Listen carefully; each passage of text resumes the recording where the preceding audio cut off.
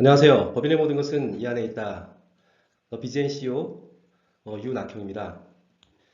날이 무척 더워졌습니다. 음, 저도 이게 목소리가 감기가 아직 덜 떨어졌는데요.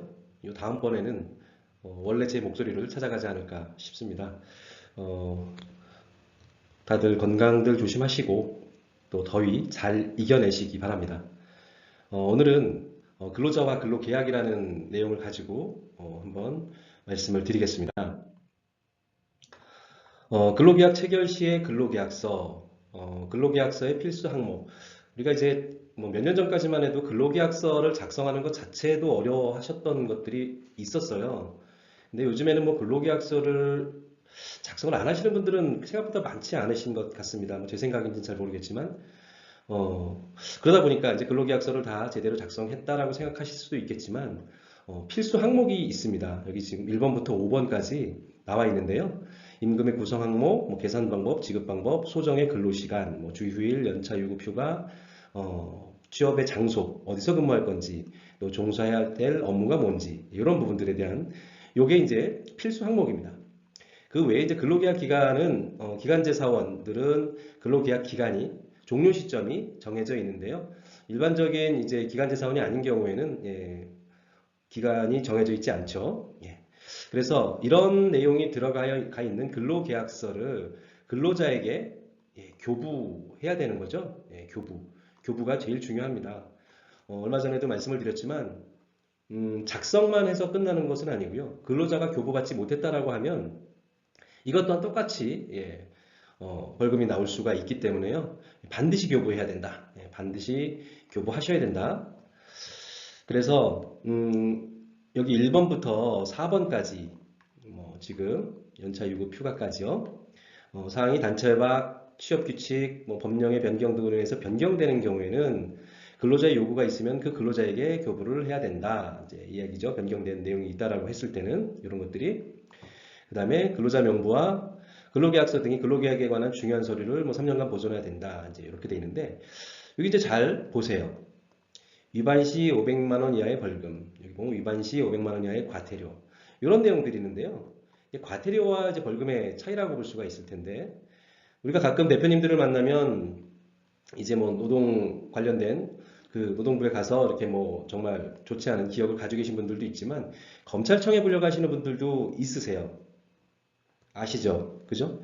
검찰청에 불러가는 이유는 바로 이런 그 형벌적인, 형사벌적인 어쨌든 그런 그 책임을 지고 있기 때문에 벌금이라는 게 다 그런 거지 않습니까?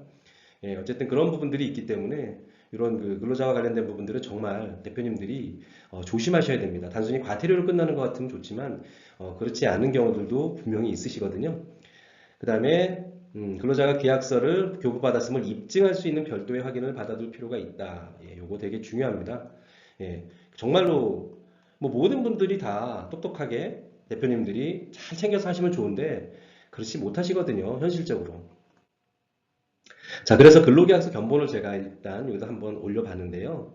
뭐 이거 다 있죠. 이런 내용들 거기 보면 이제 일단 기간에 정함이 없는 일반적인 근로자라고 보시면 돼요. 그래서 계실이 있는데 기간에 정함이 없기 때문에 종료 기간이 없죠. 여기 보면 언제부터나 있지 언제까지는 없잖아요. 그죠? 그 다음에 아까 이제 전 페이지에서 말씀드렸던 것처럼 필수사항이라는 게 있습니다. 계약서에 반드시 들어가야 될 필수사항들. 제가 그래 노랗게 일부러 이렇게 표시를 해놨거든요. 이게 다 그런 이유 때문에 나와 있는 거예요. 그래서 여기 지금 보시면 반드시 필수 기재 항목이라는 거예요. 계약서에 다 들어가 있어야 된다는 거고 그 내용들이 이제 뭐 근무 장소가 어디다, 업무의 내용이 뭐다, 소정의 근로시간이 몇 시부터 몇 시까지다, 그 다음에 근무일 그리고 주휴일이 언제다, 또 임금이 어떻게 구성이 되어 있다, 그 다음에 연차 유급휴가가 뭐 5인 이상 사업장은 연차 유급휴가가 있으니까요. 그렇게 다 되어 있어야 된다는 것을 분명히 말씀드리고 또 대표님들도 또 영업하시는 분들도 상식적으로 알고 계셔야 됩니다. 그냥 계약서라는 게 있다고 해서 되는 게 아니라 이런 내용들이 반드시 들어가야 된다라고 제가 말씀을 드리는 거고요. 아까 말씀드렸죠. 여기 교부라는 내용들, 근로자에게 교부함, 이 내용이 들어가 있어야 되는 게 중요한 게 아니고, 여기 제가 이렇게 쳐놨는데, 여기다가 써야 되죠. 근로자가 보통 이제 두부를 작성을 하게 되잖아요. 그리고 서로 양쪽에 대고 간인을 찍겠죠. 서로. 그죠? 예, 간인 찍는 거 아시잖아요. 계약서 하나, 계약서 두 개 이렇게 딱 놓고 사이에다가 이렇게 예, 그리고 하나 주고 하나 받고 근로자가 가져가는 계약서는 뭐 간인만 있으면 뭐 여기 사인 들어가고 다 들어가고 그냥 가져가면 되겠지만 대표님이 회사에다가 보관하셔야 될 이 근로계약서에는 근로계약서 맨 앞에 여기 지금 표시되어 있는 여기쯤에다가 예, 근로자 누구는 이 근로계약서를 몇 년 몇 월 며칠에 수령하였다. 이렇게 하고 이름 쓰고 사인을 근로자로 하라고 말씀을 드리는 거예요.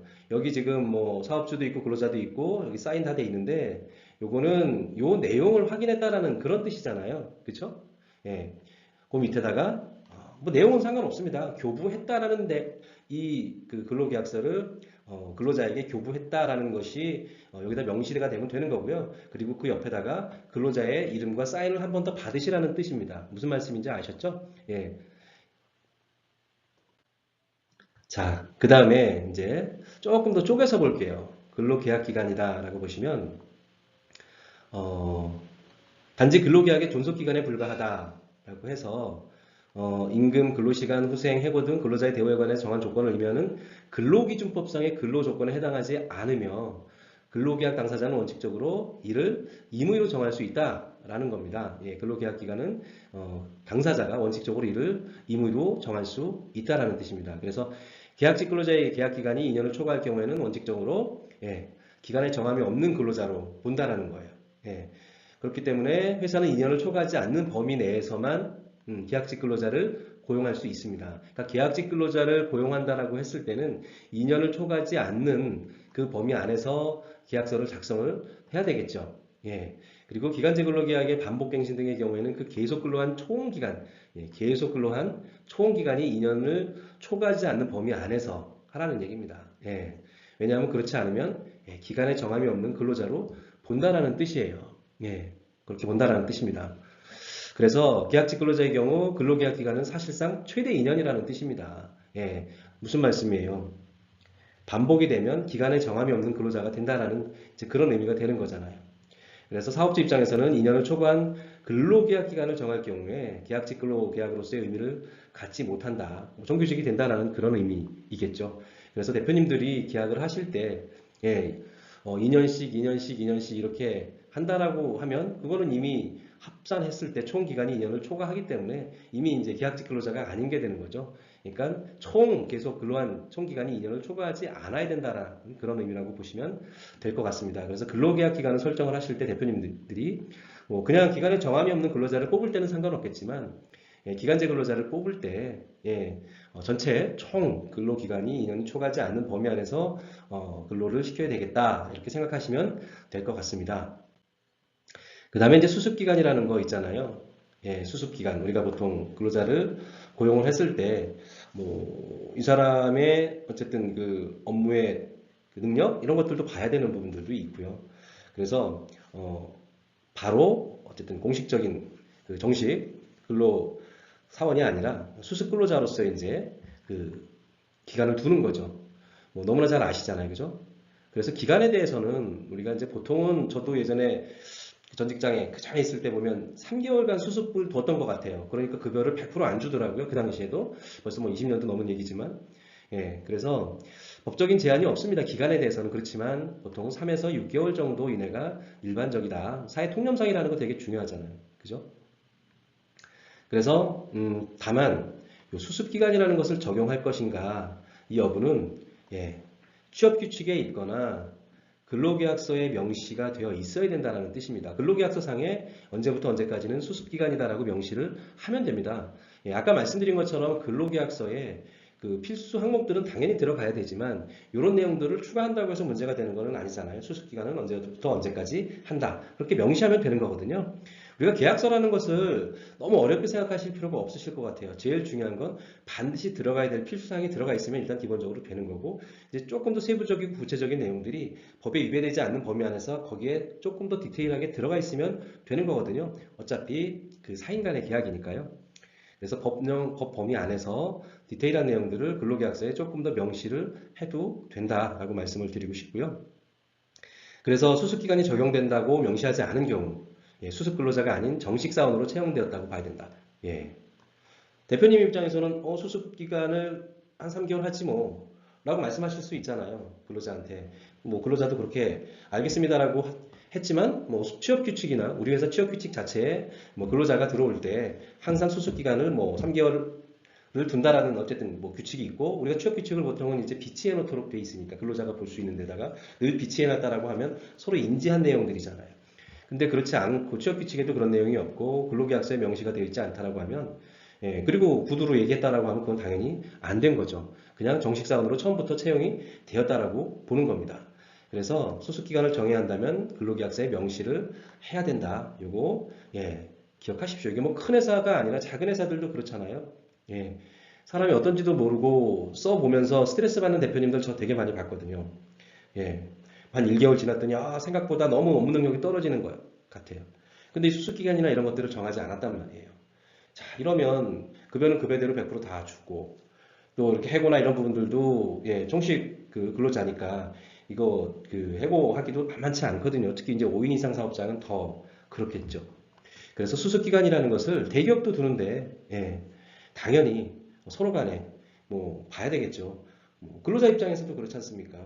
이 회사가 어떤 회사인지도 모르는데 어떤 일을 시킬지도 모르는데 예, 알아간다라는 생각을 서로 해야 편하게 일을 할 수 있지 않을까라고 생각을 합니다. 그래서 저는 수습기간을 좀 권해드리는 편이고요. 그 다음에 여기 이제 당장 나오는 게 수습 근로자에 대한 해고 문제가 나오지 않습니까? 그래서 수습기간 중에 있는 근로자를 해고하거나 수습기간 만료 시 본계약의 체결을 거부하는 것은 해당 근로자의 업무 능력, 자질, 인품, 성실성 이런 거 그죠? 우리가 그 사람을 알 수가 없잖아요. 그래서 업무 적격성을 관찰 판단하려는 수습제도의 취지 목적이 그런 거잖아요. 그죠? 예. 그런 것에 비추어 볼 때 보통의 해고보다는 넓게 인정된다. 그러니까 대표님들 예, 수습 기간을 두셨으면 좋겠다라는 건 바로 이런 이유 때문에 그렇다. 그렇지만 이런 경우라고 해도 객관적으로 합리적인 이유가 존재해야 된다라는 뜻입니다. 예. 뭐 제일 참 어려운 말인데요. 예, 사회 통념상 상당하다고 인정돼야 된다. 이 뭐 사실은 되게 주관적인, 객관적인라고 보기가 참 어렵죠. 예, 말은 쉬운데 예, 어찌됐든 보통의 해고보다는 우리 입장에서는 보통의 해고보다는 넓게 인정이 되니까 해고 사유에 있어서 조금 더 예, 폭넓게 인정을 해줄 수 있다라는 뜻이겠죠. 예. 이 임금에 대한 부분들도 마찬가지입니다. 수습 직원인데 알아보는 과정인데 아직 업무 능력이 떨어지는데 예, 100%다 주기도 좀 아깝다라는 생각을 하실 수도 있을 것 같아요. 예. 자, 그래서 업무를 배우는 기간인데 최저임금보다 감액된 그 임금, 잘못 표시되는 임금을 지급할 수는 있습니다. 예, 최저임금보다. 예, 그래서 감액된 임금을 지급하는 기간은 수습기간 3개월까지로 제한되어 있다. 그러니까 수습기간이 길다고 해도 감액된 임금을 지급하는 기간은 3개월까지다. 이런 의미입니다. 그리고 최저임금보다도 감액할 수 있습니다. 최저임금보다도 감액할 수도 있다. 예. 그렇지만 그것도 이제 규정이 있습니다. 최저임금의 90% 이상을 지급해야 된다. 그럼에도 불구하고 그러니까 수습기간은 3개월까지로 제한을 그러니까 수습기간은 뭐 제한이 없다라고 말씀드렸지만 감액된 임금을 지급하는 기간은 수습기간 3개월까지로만 제한한다는 뜻이고 또 최저임금보다도 더 낮춰서 지급할 수 있지만 최저임금의 90% 이상은 지급을 해줘라 이런 이야기입니다. 단 조건도 있죠. 이거 잘 한번 읽어보십시오. 근로계약 기간을 1년 미만으로 정한 경우 그 다음에 단순 노무 업무 단순 노무 업무 그래서 뭐 고용노동부 장관이 고시하는 직종에 종사하는 근로자의 경우는 뭐 기능 숙련 기간이 필요치 않잖아요. 그죠? 뭔가 이렇게 배우는 기간이기 때문에 수습 기간을 둔다라고 하는데 진짜 이건 뭐 하루만 보면 다 알 수 있는 단순 노무 업무를 하면서 무슨 수습 기간을 뭐 3개월씩 두는 게 웃기잖아요. 그렇기 때문에 이런 경우라고 한다면 예, 야 이런 거는 무슨 수습 기간이 필요해. 그래서 최저임금을 감액 지급할 필요가 없다. 수습 기간이라 하더라도 최저임금 이상을 지급해라. 그런 얘기입니다. 예, 무슨 말씀인지 아셨죠? 그러니까 최저임금 이상을 지급하라는 얘기입니다. 이런 경우라고 하면. 예. 그러니까 이런 부분들 위에는 최저임금보다 90% 이상을 지급해야 하지만 예, 이런 경우라고 하면 예, 최저임금보다는 감액하지 말라. 이런 얘기입니다. 단순 노무업을 시키면서 그러지 말라는 뜻입니다. 또는 1년 미만 고용하면서 뭐 수습기간 반 빼고 뭐 빼고 하면 예, 급여를 그런 식으로 지급하면 악덕 대표님들 계시겠죠? 예, 그러시면 안 됩니다. 자, 그 다음에 이제 요즘에 핫 이슈가 이제 연차휴가 같은 것들이잖아요. 수습기간에 연차휴가를 부여해야 되냐. 예. 그다음에 퇴직금 문제인데요. 퇴직금은 이제 당연히 1년 이상 근무한 경우에 31분 이상 지급하는 거죠. 평균 임금에. 그렇죠? 그래서 수습기간은 근로계약을 체결한 이후의 기간이므로 연차휴가 부여나 퇴직금 지급을 위한 계속 근로기간에는 당연히 포함시켜야 된다는 뜻입니다. 수습기간은 3개월을 두든 6개월을 두든 1년이 지나면 연차휴가를 줘야 된다는 뜻이고요. 1년이 지나서 나가면 퇴직금 지급을 수습기간 포함한 근로기간을 다 포함시킨다라는 뜻입니다. 예, 그 얘기입니다. 여기도. 그 다음에 수습기간을 일방적으로 연장할 수가 있느냐라는 뜻입니다. 여기 지금 보면 수습기간 3개월까지는 최저임금의 90% 이상만 지급해도 문제가 없다. 말씀드렸잖아요. 그죠? 단순 노무 업무나 이런 것들이 아닌 이상은. 그죠? 해고 사유도 되게 넓게 인정을 해준다. 그죠? 대표님들 입장에서는 유리한 내용들입니다. 그런데 이 수습 여부는 근로자의 법적 지위와 당연히 영향이 있죠. 예, 중대한 영향을 미치고 해고 사유가 넓게 인정된다는데 당연히 근로자의 법적 지위에 영향을 미칠 수밖에 없습니다. 그러다 보니까 수습 기간을 적용할 것인가의 여부는 취업 규칙이나 근로계약에 아까 말씀드린 것처럼 명시를 해야 된다는 뜻이고, 또 하나 연장입니다. 수습 기간을 중간에 연장할 수가 있나? 예, 할 수 있습니다.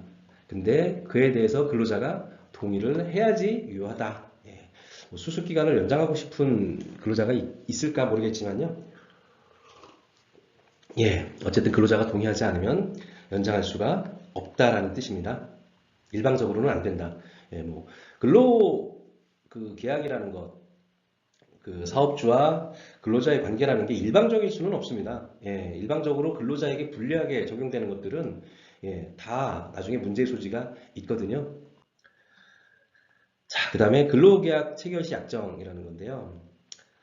여기 퇴직금, 요즘에는 이런 분들은 많지 않은 것 같아요. 이런 회사들은. 퇴직금은 보통은 이제 후불적 임금이죠. 뭐 선불이 아니니까요. 그래서 일정 기간 이제 근무하고 퇴직할 때 대가로 지급을 하게 되는 거죠. 대가로. 계속 근로에 대한 대가다. 그래서 이제 후불적 임금이고 퇴직금 청구권은 보시면 계속 근로가 끝나는 퇴직이라는 사실을 요건으로 근로가 끝나는 퇴직이라는 사실을 요건으로 해서만 발생이 되는 거예요. 그러다 보니까 퇴직금 청구권 요거를 사전에 나 퇴직금 받지 않겠어. 또는 퇴직금을 받지 않는 것을 나중에 나는 스스로 문제 삼지도 않을 거고 민사상 소송을 제기하지도 않을 거야 라는 특약을 뭐 근로계약을 하면서 약정을 한다. 예, 이거는 있을 수 없다라는 뜻입니다. 예, 강행법규이기 때문에 퇴직금은 근로자의 권리이고 당연히 지급해야 되는 거고 퇴직금 청구권 당연히 근로자가 갖고 있는 건데요. 예, 그러다 보니까 퇴직급여 보장법에 위반돼서 무효입니다. 뭐 퇴직금을 지급하지 않으려고 하는 대표님들은 이제는 없으신 것 같기는 합니다. 그래서 사전에 포기할 수는 없다라는 뜻입니다. 사전에 이 사람 포기했어요. 퇴직금 안 받는다고 했습니다. 이런 거는 없다. 없습니다. 다만 이제 퇴직금 지급 시기가 도래해서 요거는 좀 다른 내용이에요. 퇴직을 할 때가 됐으면 퇴직을 합니다. 퇴직금 지급 시기가 도래한 거죠. 그죠? 이제 도래했을 때 근로자가 나 퇴직금 받지 않겠어. 예, 자유이사잖아요. 예, 그건 가능하겠죠? 뭐 내가 받지 않겠다는데 회사가 참 어려우니 내가 퇴직금 받지 않겠습니다. 할 수도 있다라는 뜻입니다. 퇴직금 지급 시기가 도래했을 때 얘기입니다. 그러니까 사전에는 안 된다 그런 뜻이고요. 그 다음에 이런 업체도 없으실 거예요, 대표님. 그죠? 매월 지급하는 월급하고 퇴직금을 일정 금액을 미리 지급한다. 이런 거 되게 많았습니다. 몇 년 전에도. 예, 항상 뭐 연말 12월 달에 한 달치 더 항상 지급했다라는 대표님들 저도 많이 만나 뵀거든요. 예. 그리고 이렇게 미리 지급하기로 하는 퇴직금 분할 약정을 실제로 체결을 했다고 얘기도 합니다. 예. 여기 보시면 퇴직금 청구권을 근로자가 사전에 포기하는 것은 무효다. 아까 좀 전에 말씀드렸잖아요. 사전에 포기한 거잖아요. 그죠? 아직 퇴직 시기가 되지 않았는데 퇴직금 분할 약정을 해서 미리미리 계속 받은 거는 나중에 퇴직금을 그걸 받지 않겠다는 뜻인 거기 때문에 사전에 포기하는 것으로 보고 무효이다. 이 얘기입니다. 그래서 효력을 갖지 못한다. 퇴직금이 아니다. 미리 줬어도 그거는 퇴직금이 아니다. 퇴직연금하고는 좀 다른 얘기죠. 퇴직연금은 12분의 1씩, 지금은 이제 퇴직연금을 외부 위탁기관에 우리가 위탁을 하지만 지금 이 얘기는 외부 위탁기관에 위탁하는 게 아니라 월급하고 직접 개인한테 지급한다는 그런 뜻인 거잖아요. 그거는 안 된다라는 뜻입니다. 그럼에도 불구하고 대표님 입장에서 보니까 그래도 내가 지급했잖아. 퇴직금 명목으로. 명목이 없던 돈이지만 내가 한 달씩 더 줬잖아. 매년 매년. 이렇게 주장할 수도 있겠죠.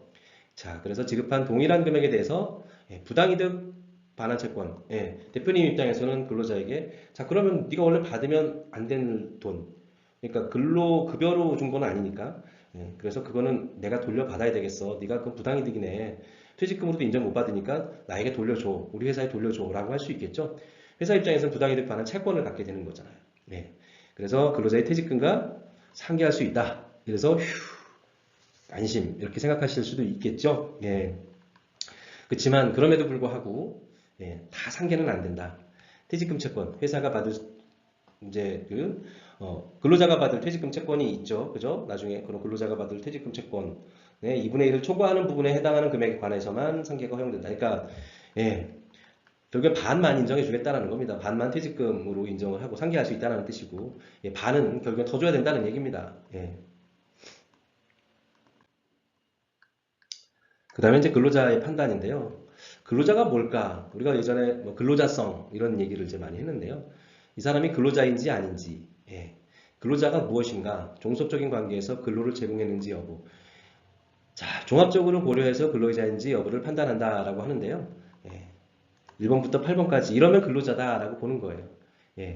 그래서 근로자가 왜 중요한가? 이게 사실은 더 중요한 이유가 될 수가 있겠죠. 근로자라고 하면 뭐 여러 가지 혜택을 받을 수 있는 것들이 있지 않습니까?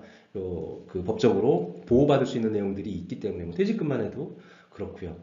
그래서 근로자로서의 권리를 주장하면 매우 중요한 요건이에요. 근로자냐 아니냐에 따라서 내가 근로자라고 하면 퇴직금을 받을 수 있지만 근로자가 아니면 퇴직금을 받을 수 없잖아요. 그렇죠? 뭐 연차휴가라는 것들도 마찬가지죠. 그래서 대법원 판례는 사규의 적용을 받는지, 회사의 지휘감독을 받아서 업무를 수행하는지, 근무시간과 근무장소의 구속을 받는지, 자, 이런 경우, 이런 구체적인 요건이 갖춰져서 종합적으로 고려해보면 이 사람이 근로자인지 아닌지 판단할 수 있다. 이 얘기입니다. 그래서 뭐 업무 내용을 회사가 정하고 취업규칙이나 인사규정 등의 적용을 받고 업무 수행 과정에서 회사가 상당한 지휘감독을 하는지 여부, 뭐 예를 들어서 이렇다라고 하면 이거는 그 사람은 예를 들어서 회사가 3.3%를 떼고 뭐 보수를 지급한다고 하더라도 이런 경우라고 하면 근로자성을 근로자를 근로자라고 주장할 수도 있겠다라는 뜻입니다. 그렇게 되면 이제 퇴직금도 지급해야 될 수도 있고 여러 가지 문제가 회사 입장에서는 생길 수가 있습니다. 또 회사가 근무 시간과 근무 장소를 지정하거나 하고 근로자가 이에 구속을 받는지 뭐 여기서 일하고 언제까지 일하고 근로자도 그걸 당연히 여기고 거기에 맞춰서 움직이고 이러면 뭐 그 사람을 근로자가 아닌 뭐 독립 사업자로 보기는 사실 쉽지 않잖아요. 뭐 여러 가지 여기 내용들이 있습니다. 보수의 성격이 근로 자체의 대상적 성격인지 뭐 노무 제공을 통한 이윤의 창출과 손실에 초래된 위험을 스스로 안고 있는지 스스로 안고 있다라고 하면 아닐 수 있겠지만 뭐 그쵸? 또 기본급이나 고정급이 정해졌는지 및 근로소득세 원천징수 여부 등 보수에 관한 그러니까 정말로 여러 가지 것들을 좀 고려해야 되고요. 그러다 보니까 뭐 사업소득세를 원천징수하고 뭐 3.4%뭐 떼고 4대 보험에 가입돼 있지 않았다. 라는 이유만으로 근로자성이 쉽게 부정되지 않는다는 점을 유의해서 노무관리를 해야 된다. 예전에 뭐 학원 뭐 강사들 사업소득 3.3% 떼고 4대 보험 가입 안 그러니까 직장 4대 보험 가입 안 하고 그래서 근로자가 아니다라고 저기 하겠지만 뭐 가만히 놓고 보니까 뭐 원장님이 나오라는 시간에 나와서 뭐 그 시간 동안 근무 장소에서 일하고 또 시키는 대로 하고 또 회사에 어쨌든 규정에 맞춰서 일하고 이렇다라고 하면 그 사람을 근로자가 아닌 것으로 볼 수 있느냐 보기 힘들다라는 거죠. 그래서 대표님들이 이건 사실은 뭐 제가 지금 말씀드리는 부분들은 대부분 이제 대표님들이나 영업자들한테 말씀드리는 거지만 대표님들 가운데도 제 아시는 대표님들도 이렇게 하시는 분들이 있거든요. 영업 직원들에게 3.3% 이렇게 하시고 이제 하시는데 물론 이제 그분은 기본급이라는 건 잘 안 주시는 것 같긴 한데 뭐 근무 시간, 근무 장소 같은 것들을 거의 지정하시는 것 같더라고요. 그래서 이제 사실 그렇게 좀 아리까리한 경우에 나중에 혹시 이제 문제 소지가 있으니까 조금 더 명확하게 이런 부분들을 하면 좋을 것 같습니다. 그 다음에 이제 근로자와 근로 계약과 관련해서 말씀을 드렸지만 이게 이제 최근에 이슈가 되고 있는 것들이잖아요. 임금명세서 이제 교부 문제인데요. 근로기준법과 근로기준법 시행령에 따라서 임금명세서는 아래와 같은 사항을 반드시 기재해야 된다. 이런 게 이제 생겼죠.